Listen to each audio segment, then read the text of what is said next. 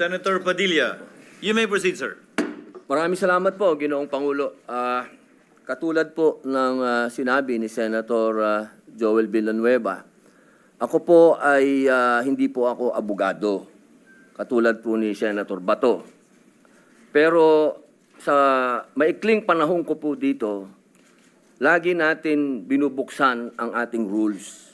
At yan po ang unang-unang dinala sa akin nung ako po ay nanalong senador at ako po ay pinuntahan ng sekretariat. Ang una pong binigay sa akin ay yung rules.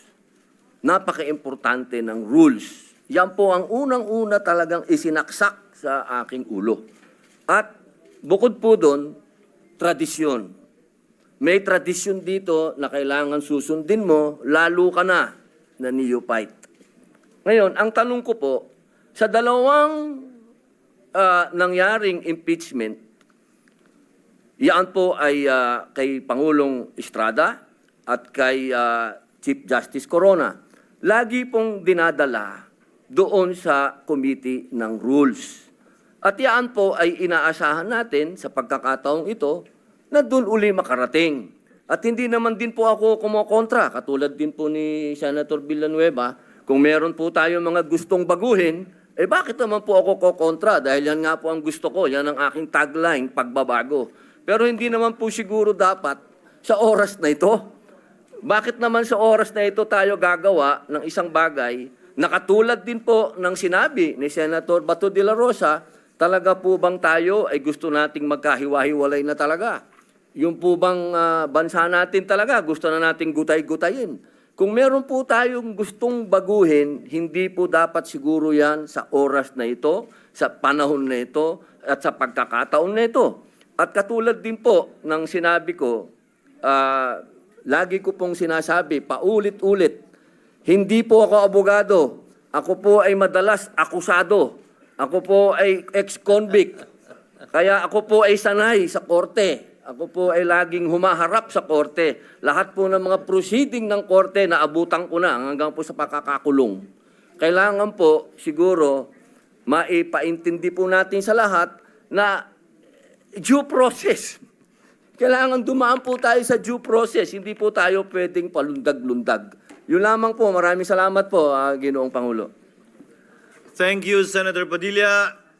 Senator, what is the pleasure of the Honorable Ejercito? Yes, Mr. President, just like to second the motion of You may proceed, sir. the parliamentary inquiry, Mr. President. Doon po sa punto na ni-raise po ni Senator Villanueva regarding at present the rules on impeachment trials, the Senate has the duty to inform the House of Representatives that we are ready to receive the prosecutors. My inquiry is that in case we act on the motion of the minority, that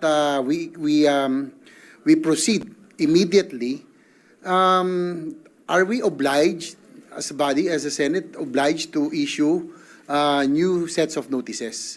Yun lang po ang inquiry ko, Mr. President, because from what I gathered, that it's our duty to inform the House that we are ready to receive the prosecutors, and likewise, probably the Vice President as the accused in this case, Mr. President. Mr. President.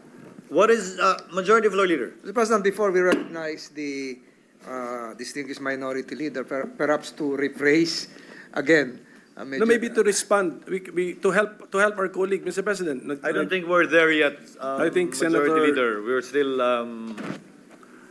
Senator in the JB period of I debate. think soliciting some information, Mr. President. I yield, Mr. President. So can we? The Minority Yes, Leader yes. may proceed. So this is my interpretation of Rule 1, Mr. President. Ang pinaka-importante rito is the communication from the Senate to the House that the Senate has taken proper order of the impeachment case that you have filed. Yung mga detalye as to when na-adjust, yung original nga niya na June 2, na-adjust niya to June 11 in a subsequent communication. So my point is, if we convene as a court now, and then as a court we agree to advance their appearance before us to tomorrow, we just also communicate. But you can also you can also disagree and that maintain the appearance sa Wednesday. But the point is, my motion is to convene as a court now. We take our oaths now. The impeachment court has been convened.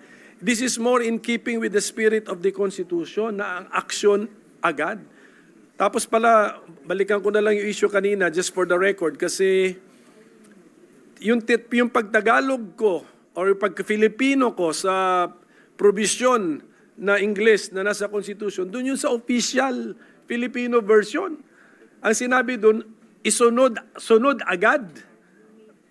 So do not dispute na hindi ang katumbas ng forthwith sa Filipino ay hindi agad. Agad nga yung nasa official version. So hindi na ako mas marunong sa mga nag-translate po ng Constitution sa Filipino, sa wikang Filipino. So I hope this will help our colleague, my explanation will help our colleague when he makes his decision on the pending motion. So with that, Mr. President, I think I've already restated my main motion earlier, Mr. President. So I think it's time that we dispose of the pending matter, Mr. President. Mr. President, Kasi mix. Senator Zubiri. What is the pleasure of the Honorable Zubiri? Thank you, Mr. President. Mr. President, just to add to the discussions, because the Senate right now is under extreme pressure. All eyes are on us, Your Honors. And each Congress, each Senate has stood up to many of these challenges. On my time, it was the fake People's Initiative that we defeated. Now it's about the impeachment of our Vice President.